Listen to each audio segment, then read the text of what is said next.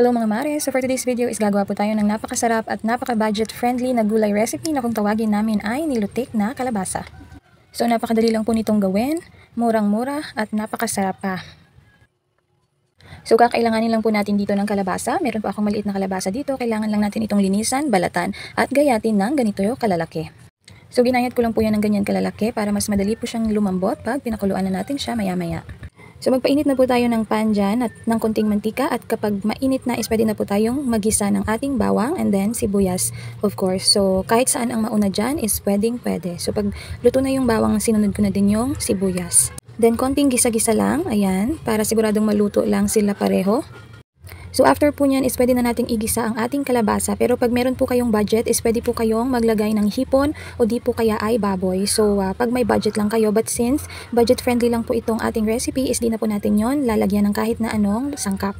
So kahit wala naman siyang hipon o baboy is talagang masarap na masarap pa din naman itong recipe na ito. So after natin magisa-gisa dyan ang ating kalabasa is pwede na po tayong maglagay ng mga pampalasa. So naglagay lang po ako dyan ng black pepper at saka asin. So tansya-tansya lang yan na wag namang umalat yung ating linutik na kalabasa. So tansya-tansya lang muna, and then nag-add din po ako dyan ng isang pirasong nor cubes. So pwede po kayong gumamit ng shrimp o di kaya ay pork cubes. So naglagay lang ako nito para medyo ma-enhance lang yung lasa nitong ating lilutik na kalabasa. So gisa-gisahin lang natin yan ng mabuti guys, and then after dyan is takpan muna natin at hintayin nating matunaw yung cubes ng around 2 to 3 minutes. Ayan, and then after nyan is pwede na tayong maglagay ng ating ikalawang piga ng gata. Yan, yung medyo malabnaw na gata. Or if gumamit kayo ng can na gata is yung half nun is lagyan nyo lang ng water. Mga 1 to 2 cups of water. Depende kung gaano kadami yung linutik na gusto nyong lutuin. And then after nyan, takpan lang natin. And hintayin na kumulo ito ng mabuti. Ayan. So check natin kung malambot na ba ang ating kalabasa. So yun lang naman ang hinihintay natin dito. Kailangan nating palambutin ng mabuti ang ating kalabasa. So check din natin yan paminsan-minsan. So naghintay lang din po ako ng ilang minutes dyan, and then pwede nang i-mash yung kalabasa. So malambot na siya. So ginamitan ko lang siya ng tinidor at unti-unti ko siyang minash. So okay lang kahit na hindi perfect yung pagkakamash. Kahit may mga buo-buo pa is pwede pa rin yan. Okay lang yan. So ayan, after ko siyang i-mash is ganyan na yung kanyang magiging itsura.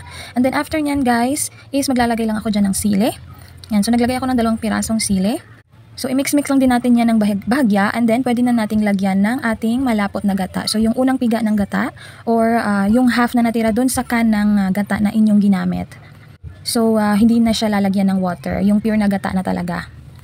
So i-mekos-mekos lang po natin yan ng mabuti para mahalo ng mabuti yung gata dito sa ating nilutik, and then after nyan is takpan lang muna natin and hintayin na kumulo yung ating mixture. Ayan, so pag medyo kumulo na siya, ayan, pwede na yan.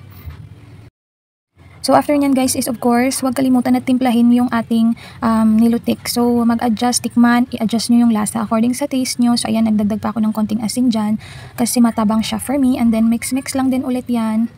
Ayan, so talagang mekos-mekos lang ito just to make sure na tama na yung lasa. Napaka malinamnam na po nito guys dahil sa gata.